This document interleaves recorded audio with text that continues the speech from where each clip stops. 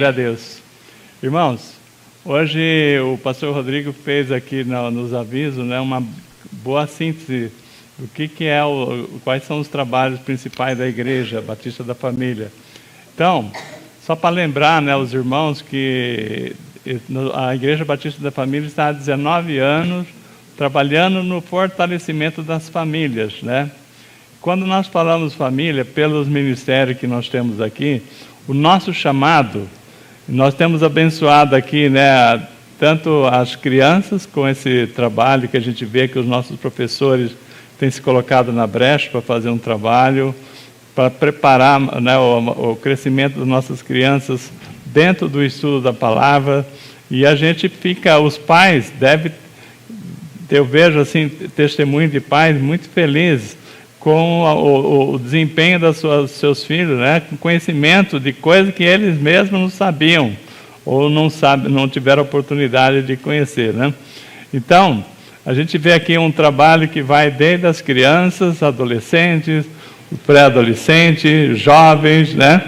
Quando nós falamos dos casais, o ministério com homens, mulheres. Então, a Igreja Batista da Família, nós vemos aqui um trabalho que o Senhor nos trouxe, assim, em colunas, pessoas que fazem parte da nossa liderança, que o Senhor vai vendo, né? A edificação da igreja vai crescendo e vai vindo pessoas que se colocam na brecha. Então, você que é liderança, saiba que você está engajado num projeto de Deus para esse ministério, para essa comunidade.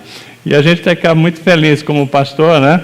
Então, pensa você, né, no projeto de Deus para a nossa igreja, igual uma família, né?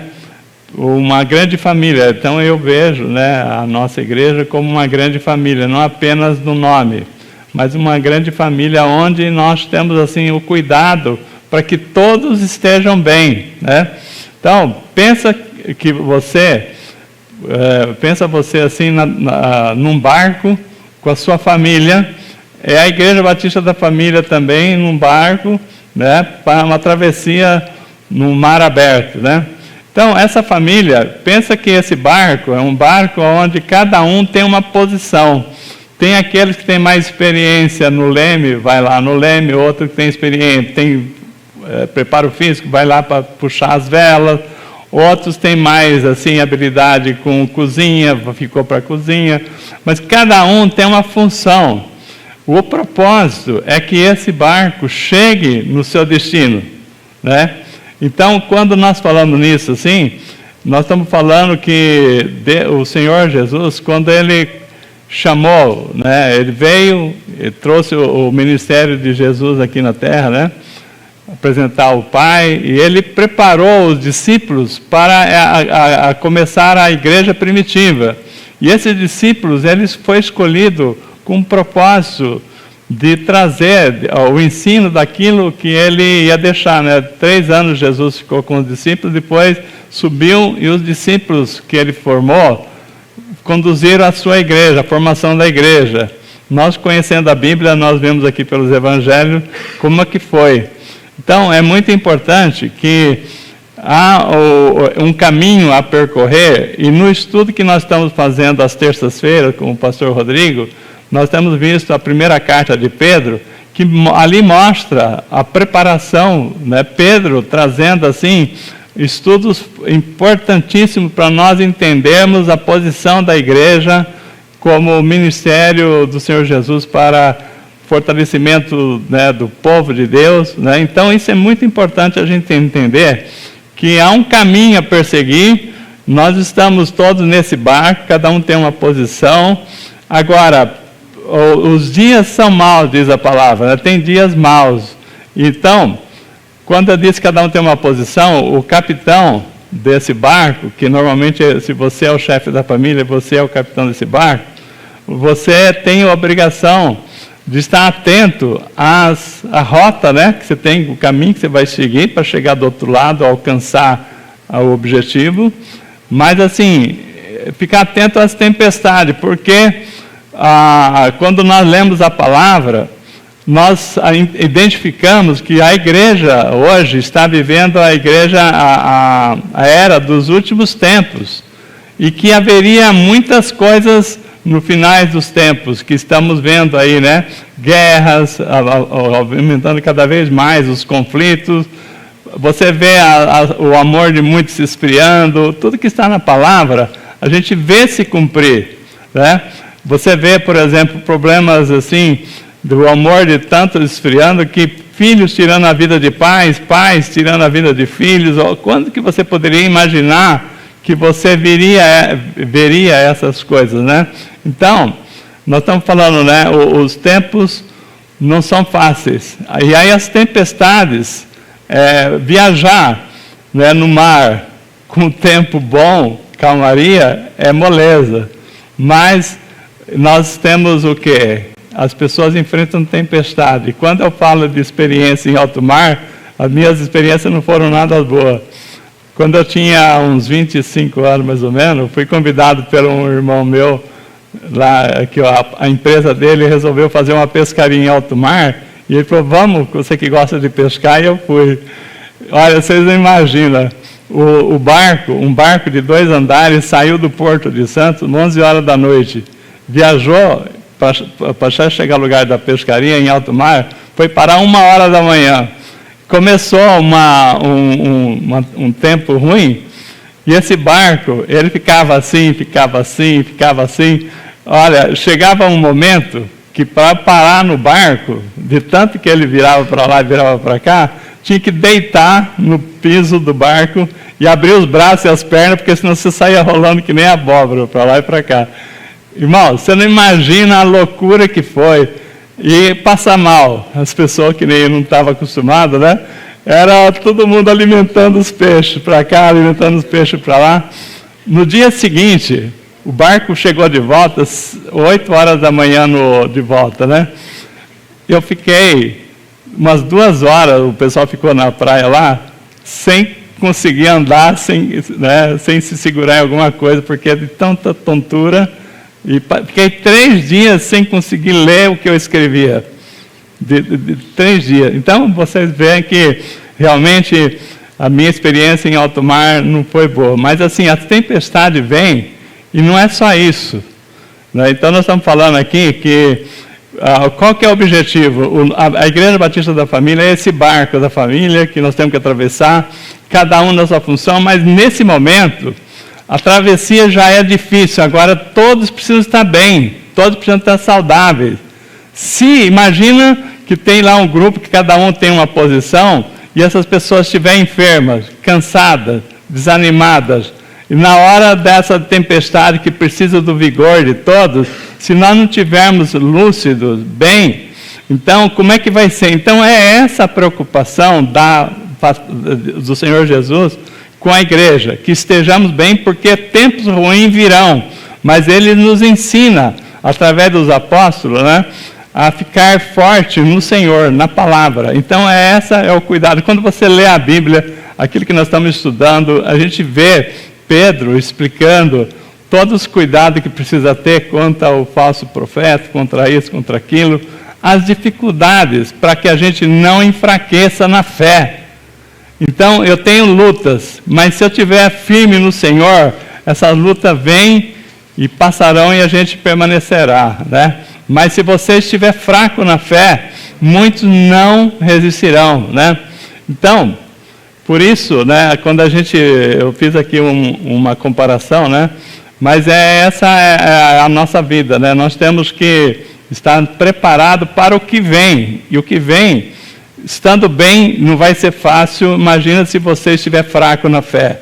Por isso, irmãos, não se afaste um só momento da leitura da palavra, do entendimento, das mensagens que o Senhor está trazendo, porque nada é por acaso. Então, eu falei para vocês que nós estamos estudando o livro de Pedro, né, a carta de Pedro, mas a palavra que eu vou trazer hoje é inspirada na palavra de Paulo aos Efésios. Quando a gente fala aqui da pregação de Paulo, sobre a experiência que ele traz, né, as cartas a Efésios, a Coríntios, são igrejas que ele montou, né, que ele fundou, e você vê que eram situações não muito diferentes de hoje, né? A cidade de Éfeso era uma cidade, uma das mais importantes do Império Romano na época. Ela era a principal da província da Ásia, ali na zona oeste da Turquia, né, na região oeste da Turquia. Possuía um grande porto, que era um centro de comércio internacional. Então, Éfeso era uma cidade portuária, não é uma cidade portuária, né? A sua população, ela estimava entre 200 a 250 mil habitantes. É uma cidade do porte de, vamos falar aqui, Marília, Indaiatuba, Barueri, Guarujá, uma cidade de uns 250 mil habitantes. Mas, para a época, aquilo lá era uma das maiores cidades, porque hoje você fala assim, pô, mas nós temos cidade de 10 milhões de habitantes, São Paulo, né? Um exemplo, né? Mas eu estou falando de 2.000 anos atrás, a população ainda não era tão grande quanto é hoje. Então, Éfeso era uma cidade muito importante. E ela era conhecida pela sua riqueza, a cultura, a filosofia e a intensidade comercial que ela reunia, né? Então, entre as diversas culturas, costumes, ela era um importante também centro de influência política e na economia. Agora, no contexto espiritual, a cidade de Éfeso era uma cidade profundamente marcada pela idolatria. Tinha muita idolatria. Ali, por exemplo, ela tinha um templo majestoso de Artemis, da chamada Diana, né, Diana pelos romanos, considerada uma das 7 maravilhas do mundo. Nesse templo, as pessoas prestavam culto aos deuses da fertilidade. Então, eram tremendas situações assim das sacerdotisas, trazendo ali situações de orgias, prática de magia, ocultismo, feitiçaria, né? Inclusive, se você ler o livro de Atos dos Apóstolos, no capítulo 19 e 20, fala da estada, né, de Paulo lá em Éfeso. Foi a época que ele viveu ali, ele ficou 3 anos nessa cidade. E ali, muitas pessoas que eram convertidas foram queimando. O livro de Atos cita, né, que eles queimavam os livros de idolatria, feitiçaria, porque eles estavam saindo daquela vida que eles estavam para uma nova vida com Cristo. Então, esse era o cenário espiritual, né, de um povo que vivia sem Deus, um povo no paganismo, né, na feitiçaria. Então, aí eu pergunto, né, o que é diferente de hoje para o povo aqui do Brasil ou dos outros países que não tem Deus? Procura o quê? Outros deuses, né? Vão atrás de situações que estão levando eles para o inferno. Situações, aqui, por exemplo, se você for ver lá no livro de Atos, lá eles falam de quantas pessoas que ofereciam seus filhos para os deuses que não eram Deus, né? Entendeu? Eram dados assim em sacrifício, né? E a igreja em Éfeso, ela foi assim uma das igrejas que Paulo mais ficou. Ele ficou 3 anos nessa igreja aí para montar a igreja. Então, quando Paulo escreve essa carta aos Éfesos, para os Efésios, né, a igreja de Éfeso, ele estava preso em Roma, né? E o texto que nós vamos trazer hoje aqui está em Efésios 4:2, que eu quero que o irmão projete lá para nós. A palavra fala assim, ó: com toda a humildade e mansidão, com paciência, suportando uns aos outros com amor. Então, na versão que eu tenho aqui, diz assim, ó: sejam completamente humildes e dóceis e sejam pacientes, suportando uns aos outros com amor. Então, vamos orar. Pai, feche seus olhos. Pai, em nome de Jesus, Senhor Deus, eu quero agradecer pela oportunidade de estarmos trazendo aqui a palavra nessa noite, sabendo o quanto que Jesus preparou a Tua igreja aqui na terra para que nós, como igreja de Cristo, pudéssemos fortalecer as vidas, Pai, sabendo que nós estamos vivendo a igreja dos últimos tempos, que tempos ruins estamos vendo já acontecer e virão piores ainda, mas o Senhor nos fez Igreja Batista da Família para trazer, Senhor Deus, o conhecimento de que o Senhor, já sabendo de tudo isso, preparou a Tua palavra, e essa palavra que vai ser ministrada aqui nessa noite, Pai, que nós não sejamos somente ouvintes, mas ouvintes e praticantes do entendimento que o Senhor trouxer. E é por isso que eu peço que o Espírito Santo venha dirigir o culto aqui, a ministração. Usa-me, Senhor Deus, para ser teu emissário, Senhor Deus, aqui nessa noite, para falar aquilo que vem do teu trono, Pai. Eu te agradeço em nome de Jesus. Então, quando fala assim, ó, sejam completamente humildes e dóceis, sejam pacientes, suportando-vos uns aos outros em amor. Então, pensa você, o que é que lá atrás o apóstolo Paulo já falava, né, entendendo a situação da igreja lá na época, ele já falava para nós, enxergando a era que havia de vir, que nós somos nós, né, que estamos numa era seguinte, né, que viveríamos esses tempos também. Então, o suportar aqui não é apenas aguentar a pessoa, né? Você tem que suportar essa pessoa, insuportável essa pessoa. Era realmente suportar, era você botar a pessoa no ombro e carregar quando a pessoa precisava de ajuda. É fazer, ajudar mesmo as pessoas, ajudar uns aos outros. Então, por quê? Eu fico imaginando, né, que Deus é o pai de muitos filhos. Eu vejo, né, na minha família, o meu pai, nós tivemos bastante, nós éramos muitos irmãos. Então, qual que era a ideia? Que os irmãos mais velhos cuidavam dos mais novos. Quando a minha mãe faleceu, o meu irmão caçula tinha 7 meses. Quem que criou o meu irmão caçula? Praticamente foi minhas irmãs, né? Que ela já tinha 14 anos, 13 anos, né? Então, o que o pai espera que um irmão cuide do outro, né? O maior cuide do menor. Se é assim na sua casa, eu acredito que foi assim quando você tinha filhos menores, também pensa no Pai Celeste, quando Ele olha para nós, seus filhos, todos somos filhos de Deus, Ele vê um irmão mais velho, mais preparado, cuidando do outro irmão. Então é esse o cuidar, né? Então, suportar não é apenas aguentar a pessoa, é mesmo carregando. Pensa nesse barco que nós estamos falando aqui, de uma travessia, aqui, enfrentando tempestade, uma pessoa doente, passando mal no convés. Se não for ela não consegue levantar e caminhar para o abrigo. Se não for um irmão lá, pegar no ombro e levar, vai cair no mar e vai morrer. Então, nós estamos vivendo situações de lutas espirituais, e não é, nós como pastores, né, temos que trazer assim, ministrações para pessoas que estão passando por lutas. Então, nós vemos que muita situação são fraquezas por falta de conhecimento, falta de um alimento espiritual. Então, as pessoas estão, às vezes, assim, sofrendo por falta de conhecimento. A palavra diz lá, o meu povo perece por falta de conhecimento. Então, nós temos aqui, na nossa igreja, uma riqueza de ministração da palavra, seja nos cultos, seja nos estudos, em todo momento, os jovens, crianças, né?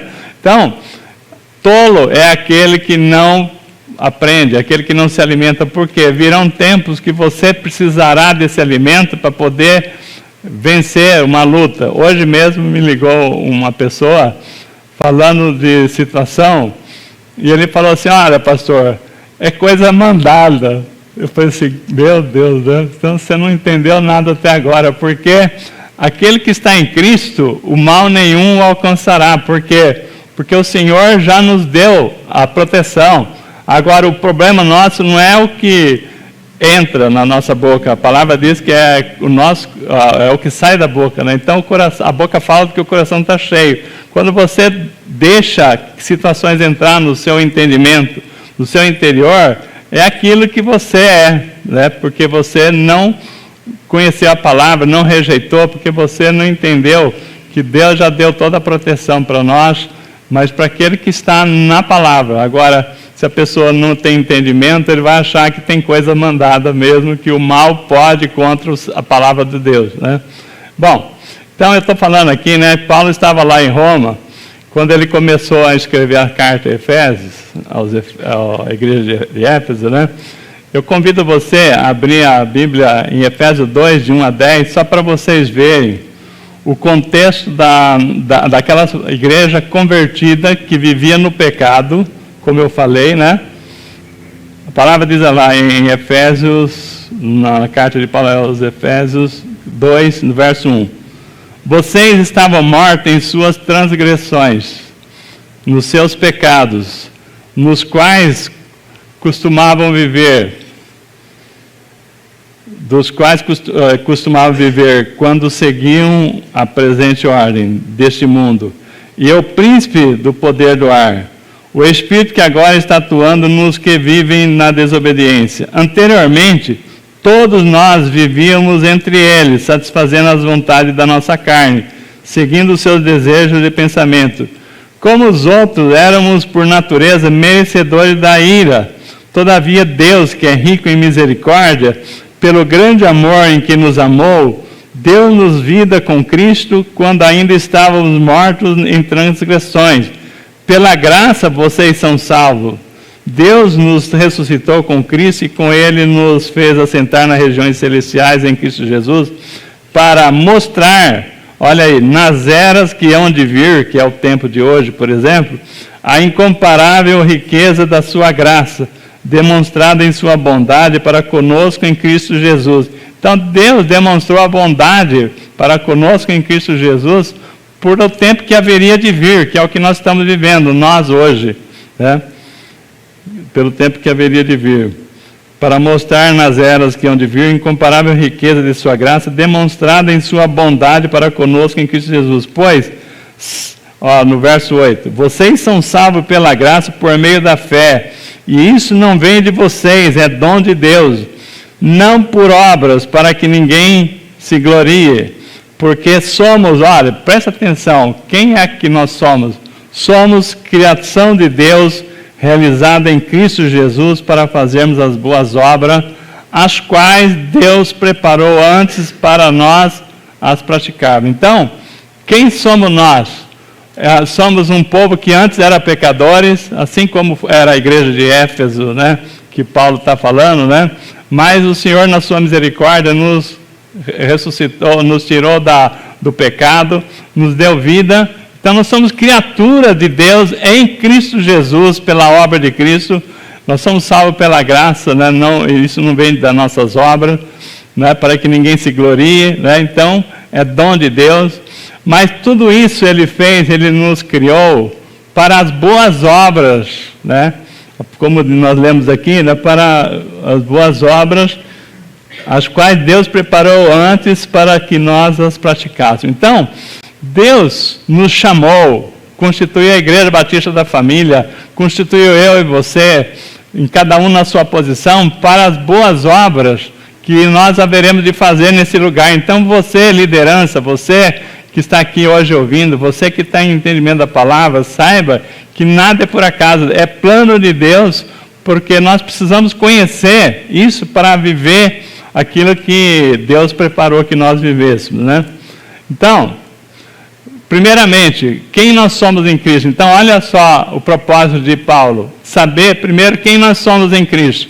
Somos criados em Deus, por Deus em Cristo Jesus para boas obras. Então, ele fala depois da graça, né? Não foi você que mereceu, foi pela graça, né? Para que ninguém se glorie. Depois ele fala da salvação, né? Que foi dado por Jesus.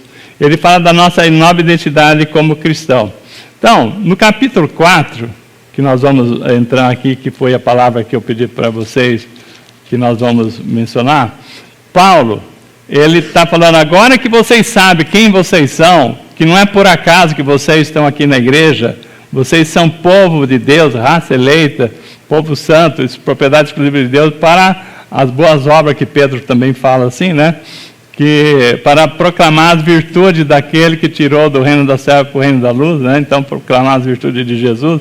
Então, no capítulo 4, quando a gente começar a ler aqui, abre comigo o capítulo 4, Paulo, ele começa dizendo assim, agora que vocês sabem quem são vocês em Cristo, né? Então agora vocês vão ter que aprender como viver como verdadeiros cristãos.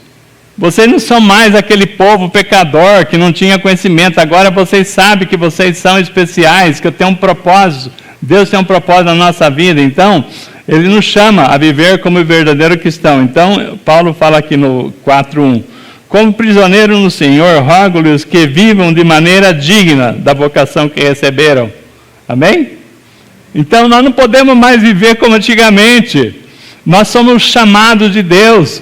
Você já parou para pensar que você, Monize, o Cícero, toda a sua família, cada um de nós aqui, o pastor Jorge, a nossa irmã Lucilene, o Edson, a Regina, cada um de nós somos chamados de Deus. Então nós não somos qualquer um. Então nós somos povo eleito, raça eleita, chamado de Deus para fazer a diferença. Então o Senhor está falando aqui, olha. Então o Paulo fala aqui através da sua carta, como prisioneiro no Senhor, eu rogo que vivam de maneira digna da vocação que vocês receberam. Então aí vem o verso 2, que é o tema da ministração de hoje. Sejam completamente humildes e dóceis, e sejam pacientes, suportando uns aos outros com amor.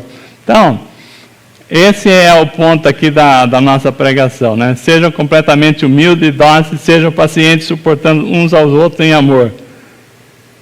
Então eu quero fazer aqui essa questão aqui da apresentação de Paulo. Por que ele traz essa completamente humilde? Porque é importante a humildade e ser manso, dócil. Então nós estamos falando aqui porque tem muitas pessoas que têm um chamado, mas se acham ela especial. Mas nós somos especial porque o Senhor nos fez especial para as boas obras. Agora, quando você acha que você é o tal, você deixa de ser aquela pessoa que você era, e fala assim, agora eu me coloco num pedestal, e eu olho todo mundo lá embaixo. Errado. Paulo falou assim, a primeira coisa que vocês têm que aprender é que seja completamente, eu vou ler de novo aqui o verso 2, sejam completamente humildes e dóceis, e sejam pacientes, suportando uns aos outros com amor. Não é porque você tem um chamado e o outro não tem, não conhece a palavra, que você pode pisar naquela pessoa, que você pode tratar ela que não seja com palavras dóceis, né? Mesmo que aquela pessoa seja um ignorante, uma pessoa que não tem conhecimento nenhum, nós temos que ter misericórdia. Amém? Nós temos que viver como Cristo viveu. Jesus falou assim, ó, aprendei-vos de mim que eu sou manso e humilde, né? Então, Jesus, ele é a referência para nós, no nosso viver cristão. Então, você vai ter que suportar os outros irmãos. Pensa naquela pessoa que eu falei, né, que estava no convés lá caído. Se você não socorrer, ela não tem força para levantar. Nós acabamos de orar para o nosso irmão Guilherme, que está lá fraco, sem força, mas eu tenho certeza que nós, igreja, orando, o Senhor vai fortalecê-lo na nossa fé para caminhar conosco, para voltar para o caminho que Deus o chamou. Porque porque muitas pessoas sozinhas, aquela pessoa caída lá no convés, ela não vai ter força para se levantar sozinha, mas se tiver um irmão, vai lá e fala assim, ó, vem aqui, ó, eu ponho no ombro e te levo para dentro, ela pode ser fatal para ela, né? A vida dela pode ser dali para baixo, né? Porque nós estamos chamados para sermos assim, humildemente, suportar uns aos outros em amor, sendo dóceis e não arrogantes, porque nós vamos ver essa questão aqui, né?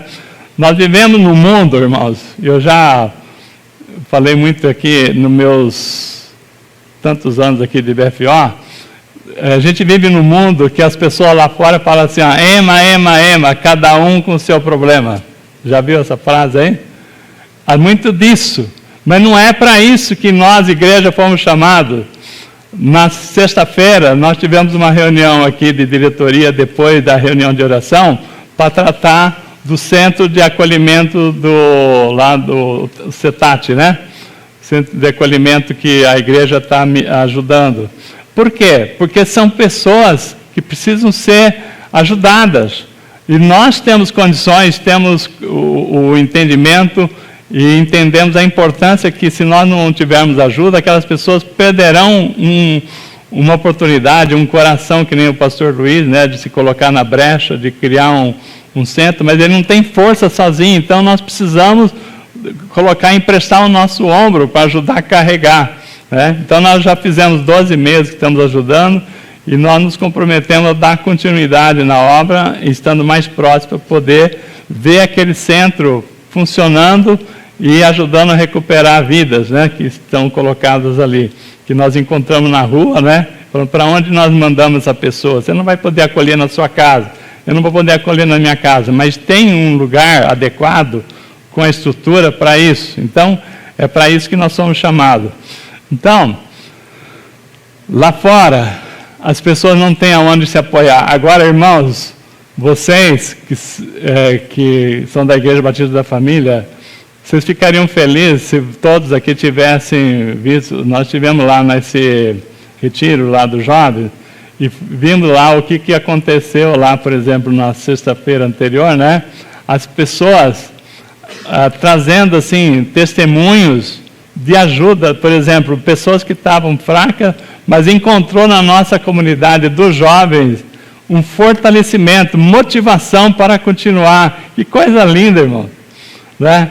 Então, você, enquanto tem jovens aí lá fora, nem sabendo nada de Deus, do plano de Deus para a sua vida, nós temos aqui jovens que estão sendo inspiração para ajudar outros a se levantarem. É isso que Deus nos chamou. Então, nós temos que ser exemplo, né, para o grupo de jovens. O grupo de jovens é um exemplo para nós aqui como igreja, né, do trabalho que eles estão fazendo lá, e eu achei muito importante, porque a gente tem, a nossa igreja, temos esse chamado, né, de fortalecer as famílias. Quando você vê jovens apoiando os jovens, né, então lembre-se que nós fomos alcançados para alcançar aqueles que estão perdidos, né? Então, nós precisamos estar atentos a isso. Nós estamos vendo aí uma geração que nós estamos vendo, geração sem paciência. As pessoas, tolerância zero. Porque você tem conhecimento, você não pode ignorar uma pessoa que não teve a chance de conhecer aquilo que você já conhece. Então não é porque você sabe da verdade que você vai querer agora que todo mundo tenha o mesmo nível de conhecimento. Então você tem que trazer, compartilhar o seu saber, trazer, né, oportunidade para que aquelas pessoas aprendam. E eu sempre falo aqui, né, uma grande palavra que Paulo, eu coloco com uma ousadia tremenda, ele fala assim, sede meus imitadores, assim como eu sou de Cristo. Nós todos deveríamos ter essa frase como verdadeira. Olha para mim, faça o que eu faço, você vai fazer exatamente o que Cristo mandou fazer. Então, Jesus é a referência, mas Paulo falou assim, olha para mim, sede meus imitadores, assim como eu sou de Cristo. Então, ele falou assim, nós somos carnes, somos fracos, mas em Cristo nós somos fortes, porque Ele nos capacita. Então, quando nós que somos falhos, humanos, sujeitos a erro, podemos superar, as pessoas falam assim, se Ele pode, eu também posso. Eu vou dar um exemplo aqui, quando eu viajei de avião a primeira vez, né, foi muitos anos atrás, e eu estava sozinho, né, num voo, acho que para Curitiba, né. O avião ali em Congonhas, né, na época, eu sei que ele subiu assim de uma vez, assim, né. Aí, como tem na física, é tudo aquilo que se atira para o alto, a hora que para de subir cai, teve uma hora que eu senti que o motor parou de tracionar, subindo, né, como se fosse um elevador, né, parou, eu falei assim, pronto, agora vai voltar, né. Aí, mas naquela hora, o que eu fiz? Eu olhei para as aeromoças. Eu vi que elas estavam todas tranquilas. Eu falei, bom, se elas estão tranquilas, então não tem problema, né? Então eu não precisei perguntar se o avião ia cair ou não ia cair. Por quê? Porque eu olhei, né, a pessoa experiente. Então quando nós somos Igreja de Cristo, nós superamos, as lutas vêm, mas nós estamos fortes para passar por essas tempestades, nós mostramos para as pessoas lá fora que ela também pode ser forte. Então, mas isso aí é o nosso papel, nós temos que ser dóceis, né? Ser humilde, né? Quem tem mais de 40 anos aqui, vai se lembrar da máquina de datilografia, né? Então, quem foi da época da datilografia, você nem vai levantar a mão, porque eu vou descobrir a minha idade, né? Mas, assim, pensa vocês, eu sou da época da máquina de datilografia, mas hoje, se falar para os jovens datilografia, o que é isso, né?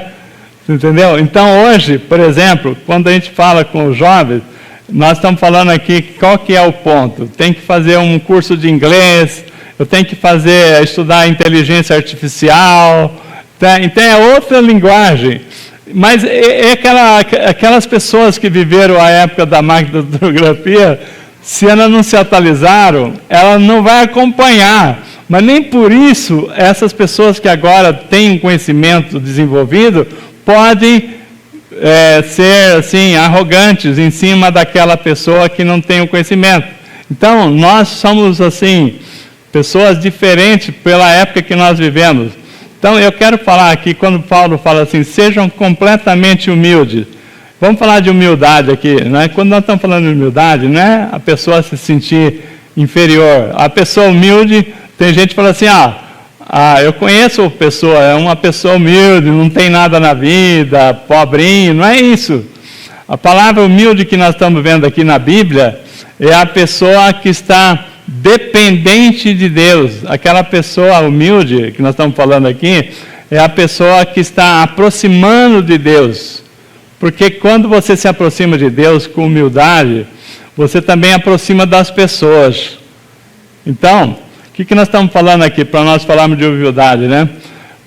Você sabe o que é humildade? Entender bem humildade? Entenda o que é o oposto de humildade. Você vai aprender bem o que é humildade.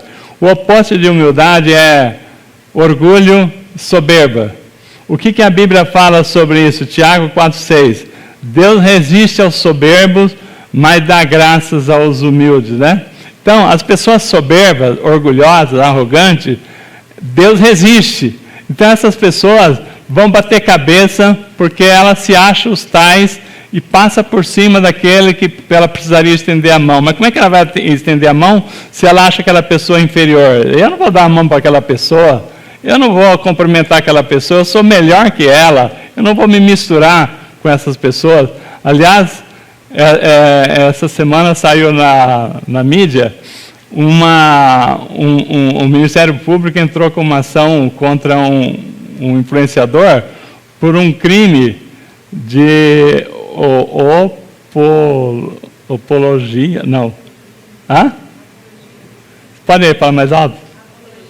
Não é apologia, não. É preconceito contra pobre. Pode um negócio desse? A pessoa fez um site assim, falando muito mal das pessoas pobres. Então, é isso que eu estou trazendo aqui, né? Essa pessoa, ela está na lista dos soberbos, dos orgulhosos, né? Aquelas pessoas que têm uma aversão contra pobre. Então, por que ela se acha melhor, né, do que outras pessoas? Então, o que nós somos, que nós temos? Nós só somos e temos porque Deus nos deu. Né? Então, do mesmo jeito que nós temos tudo hoje, amanhã nós podemos ter nada. Então, nós não somos nada, né? Então, pensa você, né? Então, a palavra Tiago 4,6, que Deus resiste aos soberbos, mas dá graças aos humildes. Então quem era... Por isso que eu pedi para cantar aquele louvor hoje aqui, né? Obrigado aí ao grupo de louvor que trouxe, né? Meu orgulho me tirou do jardim, tua humildade colocou jardim em mim, né? Então, o nosso orgulho nos tirou do jardim. Pensa essa letra aí, se não é uma grande verdade, né? Nós tínhamos tudo para ter paz, felicidade, mas o nosso orgulho, a Eva foi lá ter com a serpente, e ela falou o seguinte: não, se você comer do fruto do bem e do mal, você vai ficar tão poderosa quanto Deus. Então ela falou o seguinte: olha, eu quero ser melhor. Então, isso aí nos tira o jardim, nos tira a oportunidade de ter paz, alegria. quando nós somos orgulhosos, quando nós queremos ter aquilo que nós não temos, mas não tem nada com relação a você ser uma pessoa bem realizada, mas não perca a humildade. A humildade é saber que tudo que nós temos vem de Deus, é a dependência de Deus que nos faz pessoas humildes. Amém? Então é isso aqui que nós precisamos ver. Então a humildade é estar na dependência do Senhor. Ninguém é melhor que ninguém. Se eu tenho uma condição melhor que o irmão, porque Deus me deu, e eu tenho que orar para que aquela pessoa também alcance aquilo que Deus me deu, porque se Deus deu para mim, também pode dar para o irmão, para a irmã, oportunidades. Então nós não somos melhor que ninguém. E eu falo isso porque isso é muito importante, né? O orgulho, ele pode se manifestar de diversas maneiras nas nossas vidas, né? Muitas vezes você não percebe, quando vê, ele já chegou devagarzinho e você já se tornou uma pessoa soberba, arrogante, orgulhosa. Então, orgulhoso também, né? Estou falando no feminino, mas é para homem e mulher aqui. Então, quando menos espera, você está tomado pelo orgulho. A pessoa, às vezes, tem uma oportunidade, em vez de ser grata a Deus, né, pela oportunidade que Deus deu, começa a se achar melhor, né, superior, e entendendo, esquecendo que Deus te deu aquela condição, não é por acaso. Então, que você seja bênção, e não, né, ter a sua soberba vai trazer, a palavra diz lá que Deus resiste aos soberbos, né, e dá graças aos humildes, né? Então, o que nós vamos falar aqui? Por exemplo, o orgulho. O que ele pode ser? O orgulho pode ser uma falha de relacionamento. Por exemplo, imagina num casal, pode ser pai e filho, numa família, né? O marido pisou na bola, tá? No relacionamento, pisou na bola. Aí a esposa foi falar do seu erro, e ele não admitiu o erro. Ao invés de ele reconhecer que ele errou, ele falou assim, não, né, eu não admito, eu não vou dar o braço a torcer que eu errei. Quantas pessoas eu já vi, quantas pessoas você já viu que errou feio e não reconheceu que errou? Isso aí é orgulho. Falou assim, eu não vou dar o braço a torcer que eu errei. E o que acontece? Aquela pessoa podia até estar certa, não ter errado, mas no momento em que ela tratou a outra pessoa, ofendeu aquela pessoa, ela perdeu a razão. Então, não seria mais fácil se a pessoa que errou fala assim, errei, né? Irmãos, eu já falei aqui uma vez, nós estamos sujeitos a errar.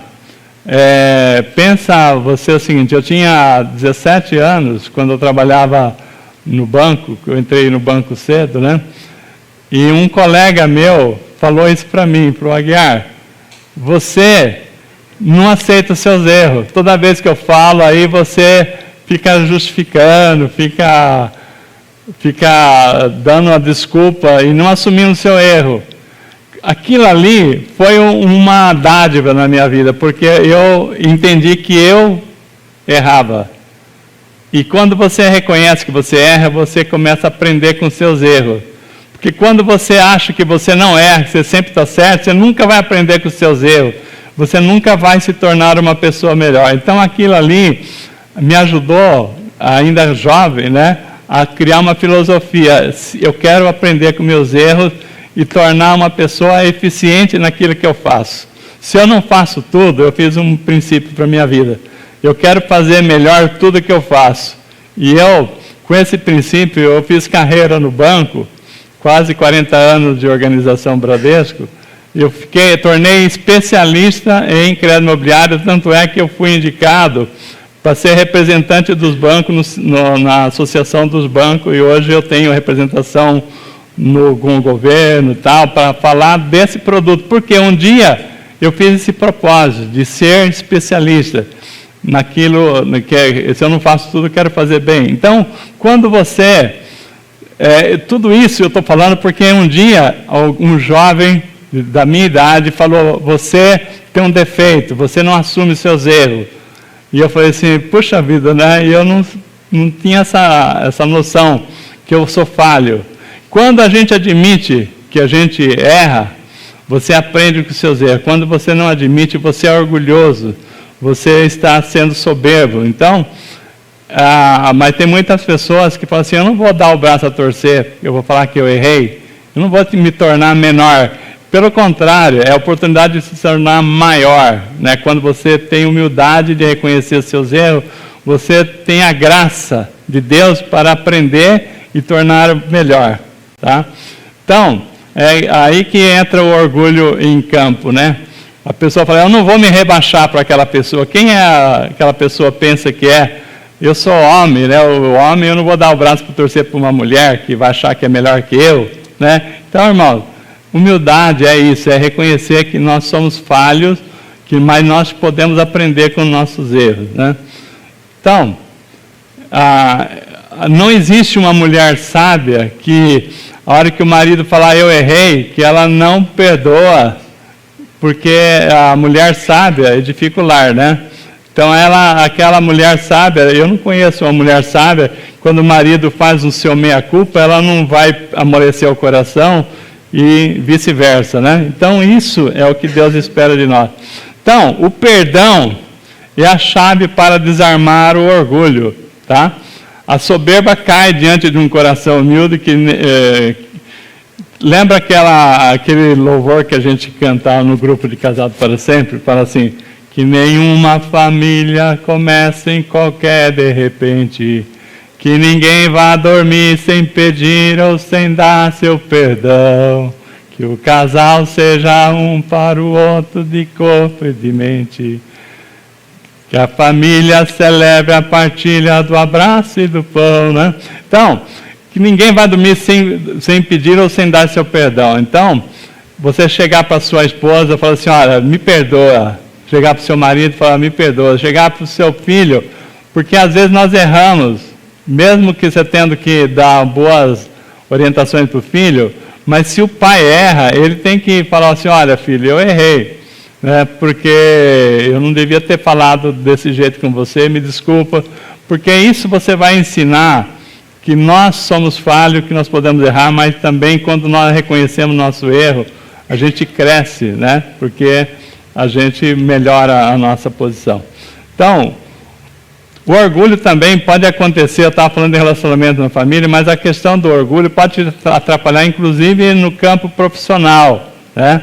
Quantas vezes a pessoa recebeu uma bronca do chefe por algum serviço que ela não estava entregando como devia, e ela falou assim, quem essa pessoa pensa que é para falar que eu errei? Quem essa pessoa pensa que é? E aí, ao invés de entender que ela errou, que ela poderia consertar para melhorar a sua moral, ela toma uma posição de orgulho, de atitude de soberba, né? Então, eu estou aqui há tantos anos, ela chegou agora, já quer ser mais que eu não entende de nada, né? Quem entende aqui sou eu. Irmão, nós aprendemos todos os dias, nós temos que ter essa mente, né? Então, quando aí a pessoa fala o seguinte, olha, depois dessa situação, eu vou riscar o nome dela da minha cadernetinha, né? Ou então está na minha lista negra. Então, às vezes, nós vemos aqui situação, né? Que nós achamos que nós estamos certos e nós podemos estar errados. Eu já contei aqui a história da mulher que estava no aeroporto. Ela estava sentada lá esperando o voo, né? E ela estava sentada aqui no banco e ela pôs o saco de biscoito dela. E do lado dela sentou um senhor, né? Também com um saco de biscoito, né? Daqui a pouco ela ficou assim, surpresa que aquele senhor pôs a mão no saco de biscoito dela e pegou um biscoito e falou, mas que ousado, nem pediu, né? E ela foi lá, ele pegou um, ela foi lá e pegou um dela também, mas assim, que falta de educação esse cara e tal, né? Daqui a pouco ele pega de novo, ela falou assim, não acredito, né? Não tem educação, que cara sem vergonha, né? Começou na mente dela a xingar aquele cara e ela pegou outro. Quando ela já estava para xingar o cara, ela olhou, ela que estava pegando o saco no biscoito do homem. Então, quantas vezes nós achamos que nós estamos certos e nós estamos errados? Irmãos, nós não podemos assim ser arrogantes. Nós temos que avaliar a situação E muitas vezes nós podemos estar errados. E não é feio você reconhecer seu erro, pelo contrário, né? Quando a gente reconhece, a gente cresce. Então, a gente tem que aprender, né? Para crescer e superar aquela cidade. Então, tem também aquela situação da pessoa que olha para uma pessoa e fala assim, lá vem um mala sem alça. Você já viu falar dessa pessoa? Você não aguenta ver aquela pessoa porque aquela pessoa é chato a mil, né? Então a pessoa já chama ele de mala sem alça, ou seja, a pessoa é difícil de digerir. Ou então aquela pedra no sapato. Então tem gente que fala assim, aquela pessoa é um atraso na minha vida. Eu não sei por que Deus colocou aquela pessoa ali na minha vida. Está me atrapalhando, porque só me traz problemas, só me dá desconforto. Então, às vezes pode ser um colega do trabalho, pode ser um irmão na igreja, pode ser alguém, um parente, um vizinho, né? Então, sabe aquela pessoa que você ora, Senhor, né, tira essa pessoa do meu caminho, né? Então, às vezes você vê ela e fala assim, já estragou meu dia, né? Eu já vi essa pessoa logo na primeira hora da semana. Então, nós temos que ter o seguinte, né? Parece que ela, e você tem com você, que aquela pessoa tem o prazer de te contrariar, de te chatear, de ir contra as suas opiniões, e você começa a crescer a um ponto que você fala assim, não, eu não engulo aquela pessoa, e aquela pessoa parece que ela entende o que você fala e que ela também não te engole. Irmão, você já viu aquela pessoa que você já até colocou no grupo de oração, né? Você até orou. Agora, por que será que você já teve até a vontade de fazer oração de imposição de mão para expulsar o demônio dessa pessoa, né? Mas por que você chegou até tem situação que a pessoa já até orou, Senhor, leva ela para bem longe, de preferência para os quintos dos infernos, né? Então, me faz lembrar aquela passagem de Jesus, né, que ele pediu para os discípulos ir à frente para ver um lugar para pousada. Está lá em Lucas 9, 52 a 56, né? Ele, assim, a palavra diz assim, ó, enviou o mensageiro que antecedera ele, indo eles, entraram numa aldeia de samaritanos. Você sabe que samaritano não dava bem com os judeus, né? Para preparar pousada. Mas eles não receberam, porque o aspecto deles era de quem ia para Jerusalém. Então, vendo isso, os discípulos Tiago e João perguntaram ao Senhor, queres que mandemos descer fogo do céu para os consumir? Jesus, porém, voltando para eles, falou assim, repreendeu, vós não sabeis de que espírito sois? Pois o Filho do Homem não veio para destruir as almas dos homens, mas para salvá-las. Então, aqui, irmão, aquilo que nós falamos, o meu orgulho me tirou o jardim. Se a gente não souber para que nós somos chamados, o que o Senhor espera de nós, nós vamos ter uma posição que não vamos andar na direção daquilo que Deus espera. Então nós vamos achar que nós fomos chamados para ser bem de vida, estabelecido, e os outros, sorte minha e azar deles, né? Não. Então, nós temos que saber que Jesus nos ensinou que maior no reino é aquele que serve, não aquele que quer ser servido. Então, quando nós servimos a Deus na nossa igreja, fazemos com alegria, Deus está olhando para cada um de nós, liderança, membros, família, todos aqueles que colocam na brecha, e se alegra, porque Jesus falou assim, olha, maior é o que serve. E nós vamos ter a recompensa em Cristo Jesus. Então vai chegar o dia em que todos nós, a salvação é pela graça, mas todos nós vamos ter a palavra diz que nós vamos ter uma coroa, né? Quando chegarmos na glória, de acordo com aquilo que você fez aqui nessa terra. Então, é muito bom saber que aquilo que eu e você estamos fazendo, as pessoas podem não reconhecer, mas Deus está vendo cada um do seu trabalho, cada atitude sua em ajuda ao próximo, né? Então quando você repreendeu aquele espírito ruim e ele não saiu, sabe por quê?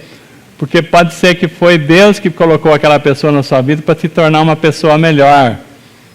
Então, às vezes, tem situações que ao invés de você falar, Senhor, leva ele para longe, Deus falou assim, não, eu te coloquei aí para te fazer uma pessoa melhor.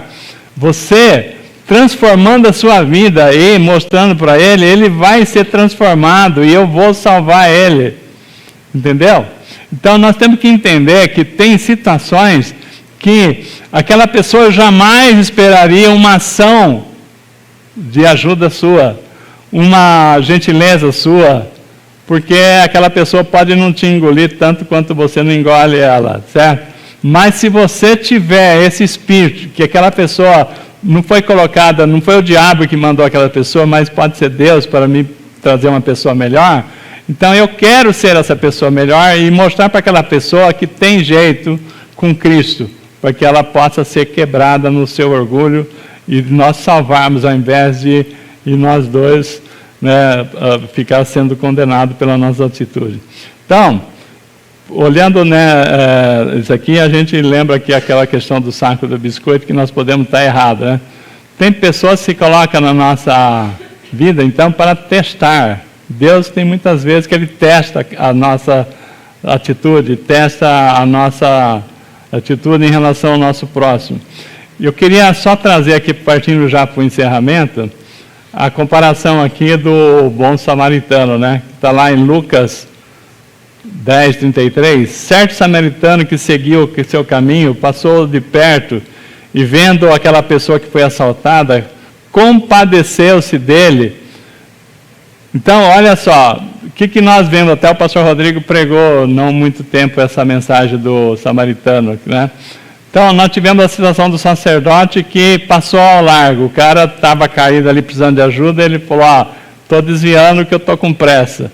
Passou, o levita também fez a mesma coisa, mas vinha vindo um samaritano, que ele ao ver a pessoa, a palavra está na Lucas 10:33, que seguia, passou de perto e vendo, primeira coisa, compadeceu-se dele, chegando-se, pensou-lhe os ferimentos, ou seja, cuidou dos seus ferimentos, aplicando óleo e vinho, e colocando sobre ele o seu próprio animal, levou para uma hospedaria e tratou dele. No dia seguinte ainda deixou 2 denários, entregou para o hospedeiro, dizendo, cuida desse homem, se de alguma coisa gastarem a mais, eu vou indenizar quando eu voltar. Irmãos, nós estamos falando aqui uma igreja de Jesus com uma grande família, né? Muitos filhos e muitos irmãos. Quando nós temos uma atitude o samaritano era o último que as pessoas esperariam, né?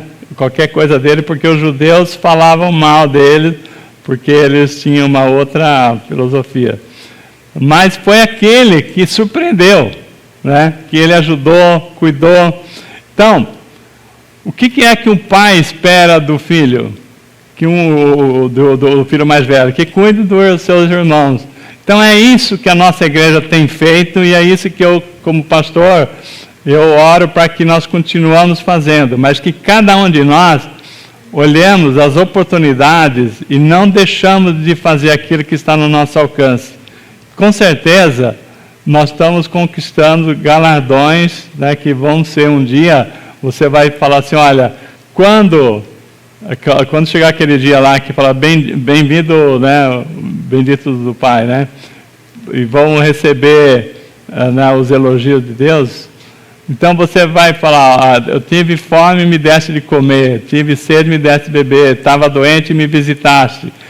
Quando foi? Quando você fez para algum dos pequeninos.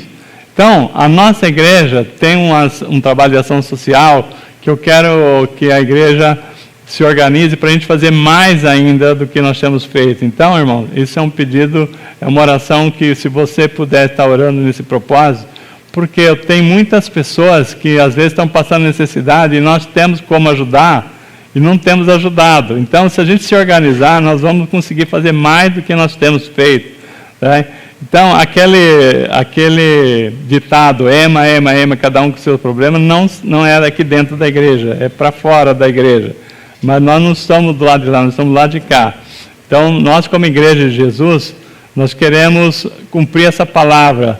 Seja completamente humilde, dócil no tratar, cuidando com amor aqueles que o Pai amou também, né? Porque Deus é Pai e Ele amou a todos nós como amou aquele que está lá fora precisando de uma oportunidade que nós podemos ajudar. E para encerrar aqui, Colossenses 3:23, tudo quando fizerdes, fazei de todo o coração como para o Senhor, não para homens, ciente de que recebereis do Senhor a recompensa da herança, a Cristo o Senhor que estáis servindo. Então, entenderam? Então vou ler aqui de novo. Tudo quanto fizerdes, fazei de todo o coração como para o Senhor. Quando você fizer alguma coisa, não faz, eu estou fazendo para aquela pessoa, não, estou fazendo para Cristo. Né? E se você fizer com esse sentimento no coração, e não para homens, você vai estar ciente de que o Senhor te recompensará, porque está escrito aqui na palavra. E o Senhor o recompensará da herança a Cristo, o Senhor é que está servindo. Amém? Fica em pé, vamos estar orando para nós encerrarmos aqui.